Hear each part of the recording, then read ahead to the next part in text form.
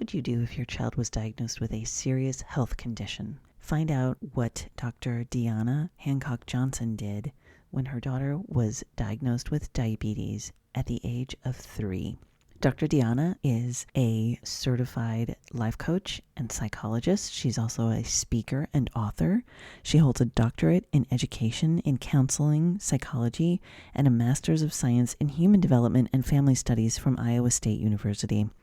Her undergraduate degree was in psychology and sociology from the University of Oregon, and she is the author of the book Where Did My Half-Brother Come From?, as well as Be Your Own Life Coach, How to Coach Yourself into What You Want. Join us today in welcoming Dr. Dionna to the show for part 2 of the series of 2 about how to deal with a serious health diagnosis for your child. Welcome to the show. Thank you so much.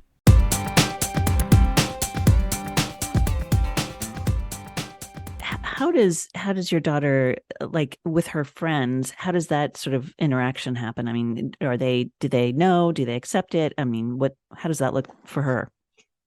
You know what's a good thing that that come to mind when you ask that question? She for a long time was asking me about being diagnosed.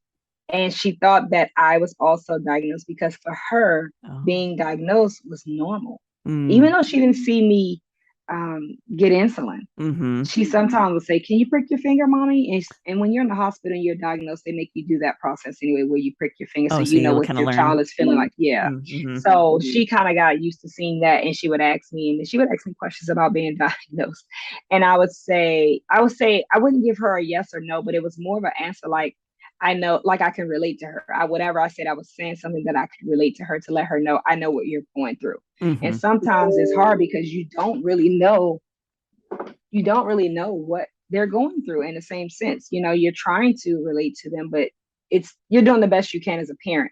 And Mm-hmm. so for now, she's a lot better. But in the beginning, she wanted people that was doing the same thing or going through the same thing around her. And I think it's so important to have a support system where you have other kids that you can connect with.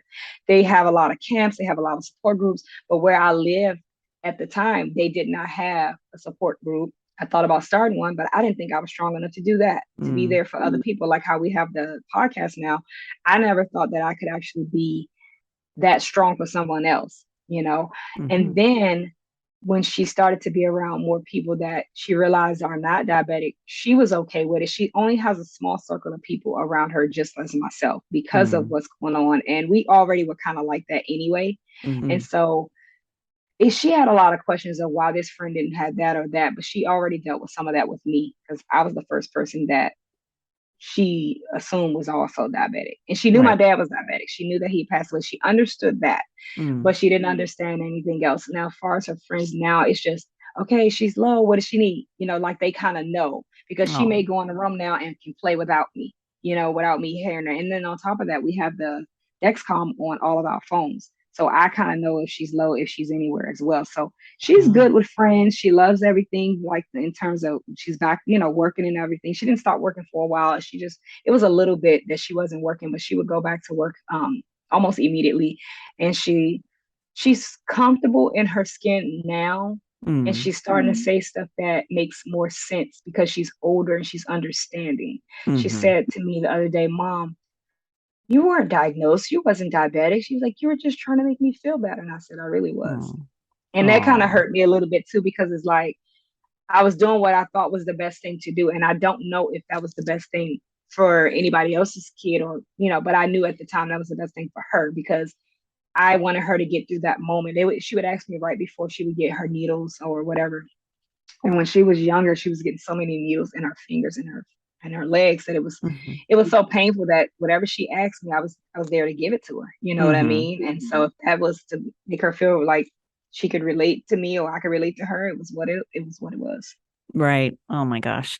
That's interesting. Like she's starting to understand, she's separated from you. She's her own person. She's got Yes, her own yes. life, right? Mm-hmm. Right. Oh, That's a good yeah. way to put that. Yep, it sure is, Mm-hmm. actually.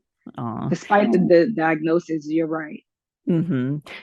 And so I'm guessing that your work together with the podcast and that kind of thing probably is also helpful for both of you. Oh, yes. And I think that this is going to be something really nice for a lot of families because people don't understand that's my life. this looks like what I went through.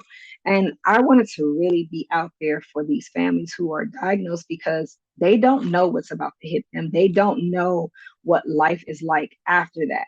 And from Mm. that day, I remember going through so much and just not having nobody to really turn to. There was a few moms that was referred to me through different places that I was calling and stuff. And I thank them so much to this day, Mm. for just being able to answer like some of my most craziest questions, but they were there. And then we meet family at the park now that are also like, it's just been crazy. Like as time has gone on, we've met more people that Mhm. we be like, someone's diagnosed. I seen a little girl who had one of the same Dexcons on her arm at the park, and I freaked out and I was like, "Where is your mom?" I was just kind of like excited to see someone that looked like Mhm. my daughter in Oh. her situation. And so, me Mhm. and the mom have connected since then. But it's one of those things where being able to share everything that we've been going through, I haven't Mhm. seen anything like that.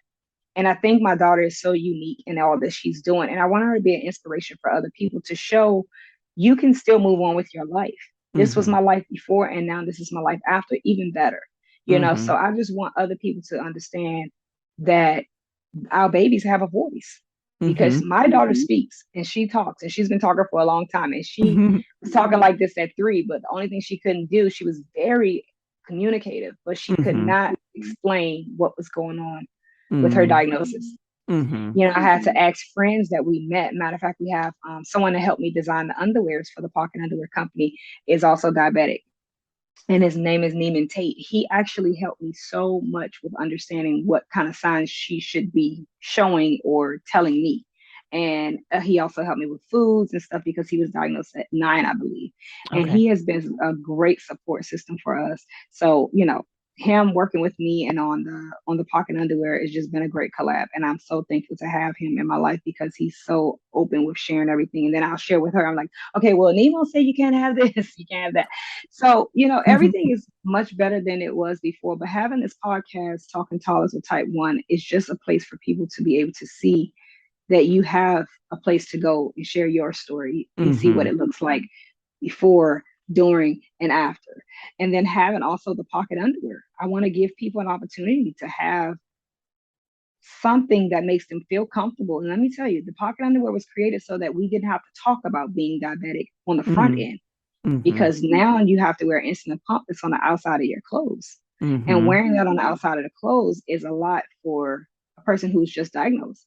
Like I remember when Sienna first got her pump and people were like, well, what's in your fanny pack? Because it comes in a spy belt Oh. that looks like a fanny pack. Mhm. And it felt some type of way because of people were like thinking, oh, you have lipstick, you have this and that. They wasn't really Mm. sure that it was medicine to live. And it got to Mhm. a point where I didn't know how to answer that. Like for the first year, I cried if people would ask me anything about Oh. it because I Oh. didn't know how to handle it. And so I want to Right. be there for those moms and I want to offer those underwear for people who don't want to talk about it just yet, who have to have time to adjust and share at Mhm. their discretion. And that Yes. was the reason why the pocket underwear was created, so that you can wear your pump inside and you can talk about your diagnosis or deal with your diagnosis when you were ready. Yeah. And that has been a helpful place for me and my daughter because it got to a point where she could wear clothes again that nobody That knew she don't was show it. diabetic Right. because Yeah. I had just bought her all these clothes like the week before she was diagnosed, and she couldn't wear none of that stuff, like a Mm. romper, things like that, because she it was just a lot of things going on. And when she got her pump, it was like, okay, I can't wear this, can't wear that. Right. So that's the purpose of all of that. But having these outlets for other people and these products and things like that available for them, I just want to be there to help others. Absolutely. Oh, that's great. Well, I'm so glad that you brought the underwear back up. But now, is that for adults and children or just children? This is going to be for everybody. And Okay. right now, the donation site is for people to go and donate to help me get the free kits, get them a free pair of underwear in their welcome kits. Oh. So you want to be able to help every family at least get one or two free pair of underwear in their welcome kits that they get when they're first diagnosed. Because when you become type 1, I don't know if this is just for anybody and any other diagnosis, but I know that we started getting a whole bunch of stuff in the mail. Mm. We started getting like having another family letting us know we're here for you guys kind of thing. Oh. So I want to be Mm-hmm. able to provide free underwear to all the newly diagnosed families because first you go through a stage of you have to go through learning how to use the insulin pump and stuff like that. So it's not right away that you get that. You have to also be approved for that. So, I wanted to be able to offer that to the families once they do have the insulin pump, because most toddlers and babies are getting the tandem pump early Mm. on when they're diagnosed. So right now my underwears fit the tandem pump. So looking to be exclusive with them for a little bit and then work on getting other brands and other people pumps, because there's so many people wearing pumps that are no longer on the market, but yet they still have pumps. I want them to be Mm. able to come to the website and also purchase. So the goal is just to work on getting the donations in to help these families, and then be able to then take this to another level and see what we can have. I have about 12 to 15 different prototypes of Oh, wow. pockets. Can be inside, outside, left side, right side, back Mm-hmm. side. Right. And I have one pump, underwear pump for underwears for the pump that is going to be called the kangaroo, where you can Mm. just use a universal pump. So I want to help everybody, but right now my biggest thing is to help the families who were newly diagnosed and are going through a lot at that time and don't understand, is there underwear? Because that was my first question. There has to be an underwear. She got to be able to wear this in private. No, Yeah. there was nothing there, nothing there. That's And shocking. so it's, I've seen shorts and stuff that they had where you can put Mm-hmm. the pump in there, but nothing was at available for a 3-year-old. Like the places that I looked at and stuff that had shorts or t-shirts that you can Mm-hmm. put your pump in. I think it's a couple of companies that have that. They didn't have anything for a 3-year-old size. So Oh. that's what made me come up with this idea. But the Mm-hmm. underwear eventually will be for everybody. I'm just going to start off with the toddlers for now. Mm-hmm. Mm-hmm. Those are our babies, and those are the Mm-hmm. ones that I feel like are wearing so many more underwear these Yeah. days as Right. well. So where I feel like my daughter, she loved the pocket underwear, the colors, the wording Oh. on it, the different Mm. days of the week. It's just so many different types that we're gonna have for everybody, that I think it's helpful for us to be able to have the kids feel good about this is what's going on. Feel Right. good about your diagnosis, if I can say that, because sometimes a diagnosis is not always something you need to feel good about. But Mm. in this case, for our babies, it's Mm-hmm. okay to feel what you feel, and that Right. you can be okay and you will be okay. And I think Mm-hmm. that's more important, again, what we talked about earlier, checking yourself as an adult versus the kids, because it's important that they get through that and then you worry about you. So I feel like, with that said, the adults have been through this. Sometimes most of these adults have already gone through this for a while, even the Mm. teens. And Mm-hmm. so I feel like it'll be an option for them to get underwears as well. But I feel Mm-hmm. like my families who are newly diagnosed are the ones going to be hurting the most in the beginning. And Yes. so I want everybody to have access to the pocket underwear. But the adults, again, I do feel like um, they adjust differently. Not Mm-hmm. to say it's a better pain that they're dealing with, or worse pain, or but they Sure. adjust differently to diagnosis. Absolutely. Yeah. Oh, well, thank you. It's such an innovative and creative product. I'm glad you got to talk a little bit more about it. So before I let you go, how do people donate to that? So you just go to donatetpuc.com. You can check out the documentary first. It's on the front page. And then throughout the whole website, you have different things that you can look at that will give you an option. On almost each page, you can actually push the donation button Oh, great. on almost every page on there. But we have, we talk about who we are, the team. You can also see the guy that I was just explaining, Neiman Tate, is on there as a designer. You can see the rest of my team that's on there. Scott Haybear, who's also our photographer, who got everything for the pictures, and also a great support system for us as well. But you can also check out how this happened, our story, why you should donate, what is important for our families, and how much money each thing that you donate, starting at $7 to $1,000, what each thing can do to help another family. Oh, each of the levels. That's fantastic. Well, thank you so much for speaking to us today. Before I let you go, what else do we need to know? What else would you like to say as sort of our parting words? Okay, well, thank you so much as well. Well, you guys can check us out on our podcast, Talking Toddlers with Type 1 Diabetes. You can check me out at drdeanna.com. I am on every social media platform as Dr. Deanna Life Coach, including YouTube. Sienna also has a YouTube that we're going to start posting more about her diabetes on as well. It is Sienna Meilani, and that is her name on all social media platforms, CEONNAMEILANI. Please follow us for our story as we have more to unfold. And as we go through this every day, we're going to also be sharing this with other people, the steps that they're going to be going through at some point as well. And then if you want to donate to the Pocket Underwear Company, please do so at donatetpuc.com. Oh, perfect. Awesome. Well, again, thank you so much for joining us. It's been a pleasure. And I know that this is going to be such helpful information for families. Yep, I think so too. And I thank you so much. And I look forward to actually coming back to talk to you in the near future. Oh, And perfect. maybe Thank you you. can also come on our podcast as well, because I didn't get to ask you, but teaching your toddlers, do we have time if you can tell me how you came up with that? Gosh, yeah. So my son, when he was born, I ended up not going back to work full time. And so I just was like, well, I can't sit here, I mean, of course. And he was my third child. So like I kind of had the Okay. thing, and so I did have the opportunity to stay home with him. And at the time my husband was traveling a ton and I was like, well, I can't just sit around here. I've got to do something. So I taught myself how to build a website and I, started the podcast and just kind of took it on myself as a little project. And now here we are. And he's starting high school in a couple weeks. Wow.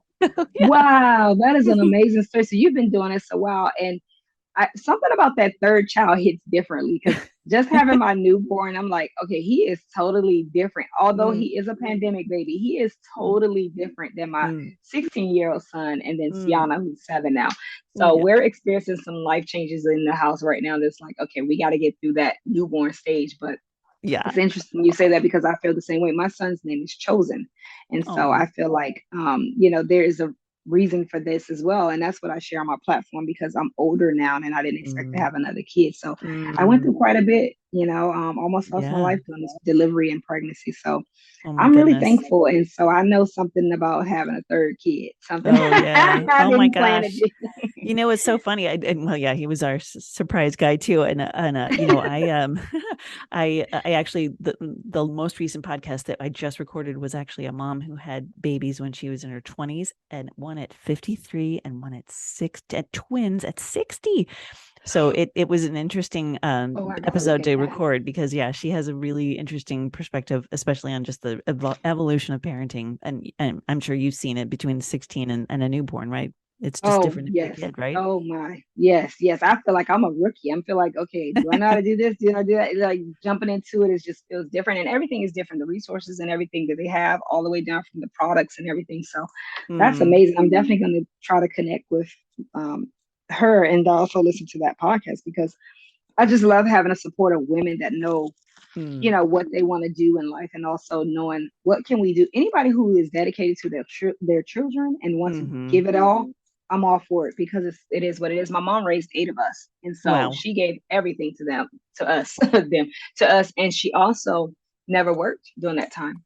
Wow. She didn't start getting her life back together until she had my youngest sister, who I'm 22 years apart from, and she started getting her degree, getting herself together. I guess she felt more comfortable having one in the house and everybody Mm, else, but she gave up everything to make sure we had what we needed. wow. Oh. And that wraps around to what we started out with is we do everything we can for our kids, right? Yes, yes, yes, yes, we do. Well, again, thank you so much for joining today. It's been a pleasure, and I hope that we can connect again soon in the future. Yes, thank you so, so much. Okay. I'll talk Mhm. to you soon. That concludes part 2 of our interview with Dr. Dionna Hancock-Johnson about how to deal with a serious health diagnosis for your child. If you haven't listened to part 1, go back and listen to it now and hear the full story. Remember to find us on all your favorite platforms, Facebook, Instagram, as well as our website, teachingyourtoddler.com.